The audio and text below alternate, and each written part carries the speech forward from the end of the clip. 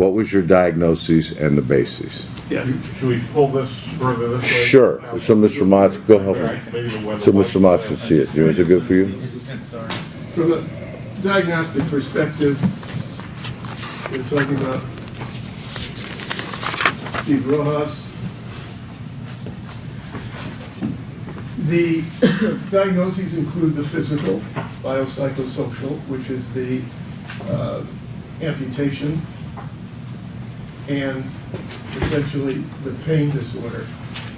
Amputation, as we know, lower extremity, the right foot. The pain disorder has two focuses. Can we push it back just a little bit, just this corner, so, Does that work? yeah, just so I can see it without moving around. Don't you- I'm not so concerned about the camera. Yeah, don't worry about the camera. They can get it during the Yeah. best of. That's how it's so good geometry. Put it on the trailer. The pain disorder has two components. One, the actual stump pain from the pressure of the stump on the prosthesis. And the second is the phantom limb pain that is a burning sense of the missing feet. In a traumatic amputation, there is a memory of sorts of the limb that ends up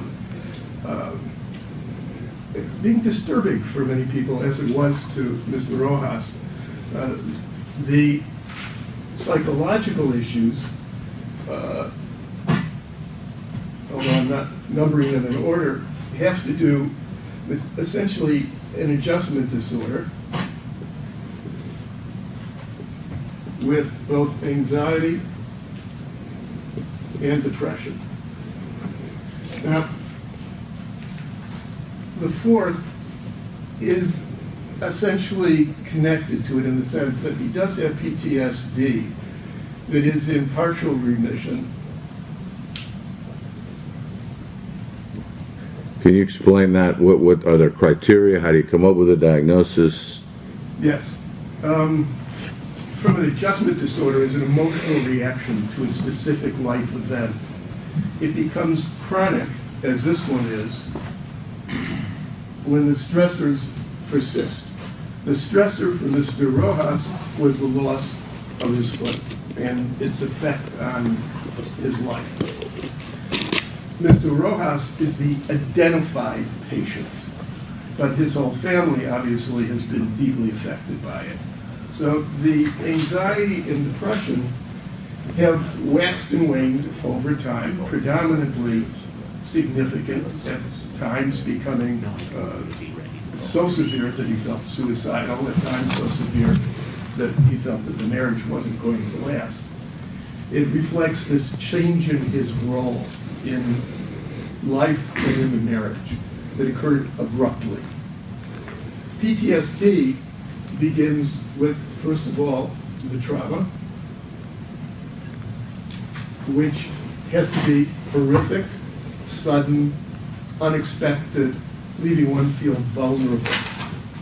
Following the trauma itself, there are three clusters of symptoms. The first is re-experiencing. The second is avoidance. And the third is arousal. The re-experiencing, images, intrusive thoughts, nightmares, waking up. The avoidance is just what it is. It's avoiding what makes you afraid. Arousal is the fight or flight response. You become aroused. You become hypervigilant.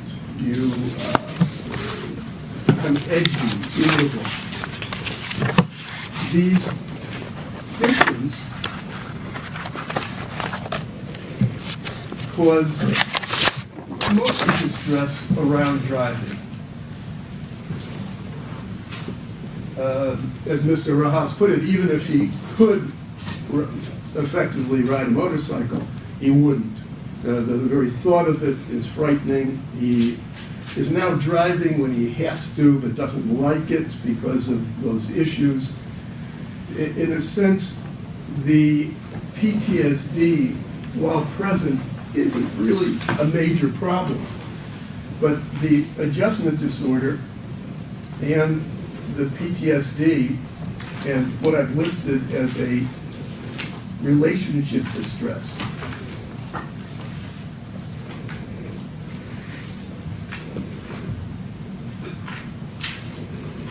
Now, it turns out that the adjustment disorder, PTSD, are both diagnostic entities from the DSM-5.